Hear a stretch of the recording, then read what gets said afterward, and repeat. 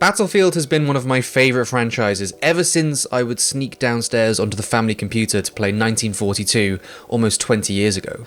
Almost 20 years ago. The franchise has obviously come a long way since then, and from what we've seen of 2042 so far, it is making yet another leap from the franchise that a lot of the fans may be intimately familiar with. So what does that mean for the series? DICE is calling this its next generation of Battlefield, so it makes sense that it will make a departure from the games that came before it. And while it may be early days so far, from what I've seen it seems like the objective is to make a Battlefield experience that's new, but has enough for veterans of the series to stick around as well. A lot of the emphasis was put on creating Battlefield moments that the franchise has become so famous for.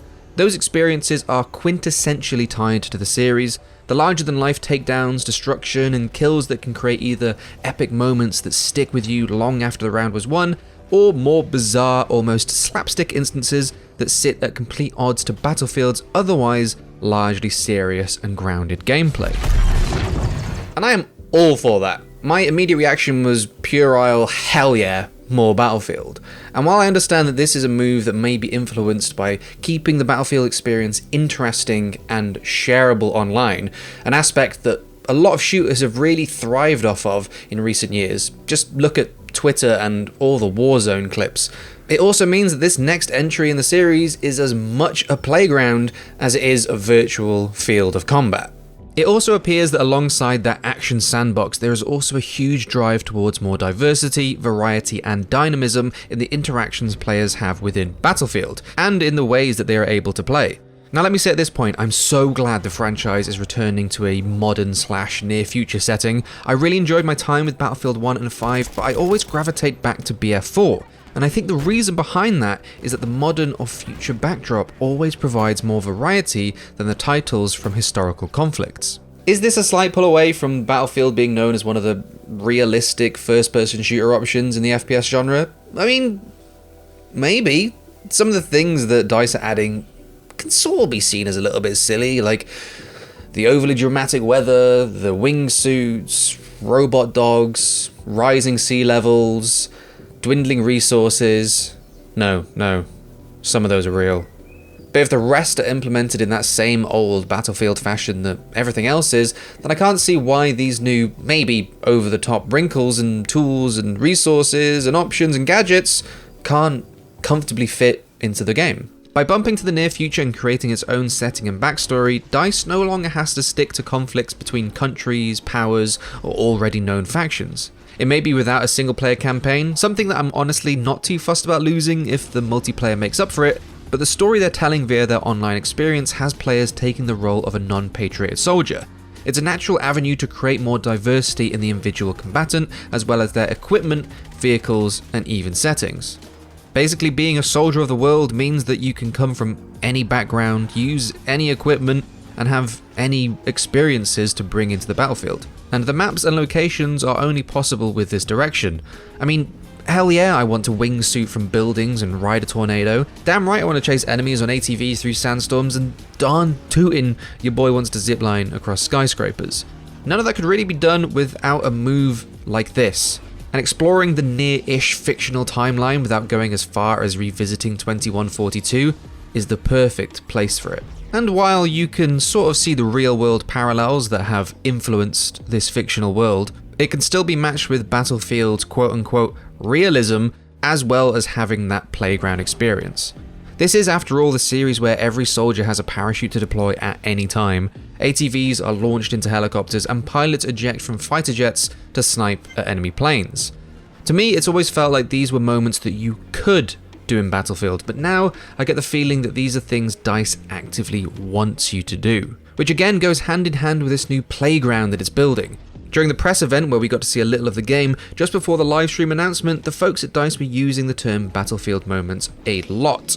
It's a term that they've used across marketing for the franchise in the past, all the way since around Bad Company 2, but it definitely feels like an element they're really driving forward with now. And veterans of the series might remember, Battlefield Bad Company 2 was the most sort of slapstick, silly that the franchise has ever been, and that's what birthed Battlefield moments. They want that same creativity, almost silliness again with 2042. For example, being able to call in vehicles anywhere on the map is going to make for some stupid, daft, massive ATV jumps, or tanks being dropped on top of buildings just to shoot down choppers. And I admit, while I wasn't too sold on the premise at first, I will hold my hand up and say that I do in fact want to throw C4 onto my robot gun turret dog and launch it off of a building in the middle of some Blade Runner-esque city. Now, I have no way of knowing this for certain, but I get the impression that in some of these design meetings, the decisions weren't so much, will this work in a Battlefield game, more, will this be bloody cool in a Battlefield game? And I firmly believe that there is room for the whole spectrum, especially with the matches being so much bigger than before on massive maps with 128 players. And why the hell not make room for the daft memorable moments as well as the intense firefights and squad play that sticks with you? This can be your Battlefield. However you want to play, whatever you want to accomplish in the game, being one of 64 players on your team in a battle of 128 gives you space to experiment and experience new things at your own pace. New elements like vehicles having new seats that actually do stuff let new players always feel useful, and more variety and bigger space in more maps can let a soldier hone in on their preferred playstyle. Additions to modes like conquests with wider objectives and sectors over the maps, and the opportunity for more varied gameplay on each map is so exciting. For the longest time, a lot of Battlefield maps have been connected to either vehicle or infantry combat as part of their identity, but I'm super stoked to be able to experience every facet of gameplay within the same instance. And DICE also talked about what it calls varied pacing, which aims to create both the hectic, feverish fights that the whole team takes part in, as well as the smaller skirmishes over objectives. Now, this is also a grand assumption, I don't know this for sure, but I'm expecting we'll be seeing a whole slew of customization options for your soldiers and vehicles. After all, Battlefield 4 had skins, and Battlefield 5 had their own uniforms and more detailed cosmetics. Since this is a live service game, it makes sense that the content will be dropped in the same way or via their new seasonal battle passes. And from what I could see in the trailer, there were all sorts of uniforms, pieces of equipment, helmets, and camouflage adorning the combatants. Now, I'm not in love with everything I've seen so far. Part of being able to admire something is seeing its flaws, right? That's probably something my therapist said. But the on-the-fly weapon customization, for example, who's carrying all those scopes and barrels and magazines around? Personally, I'd prefer the traditional loadout system, respawn, change your weapons, but saying that, Battlefield 2042 so far is ticking a lot of boxes for me.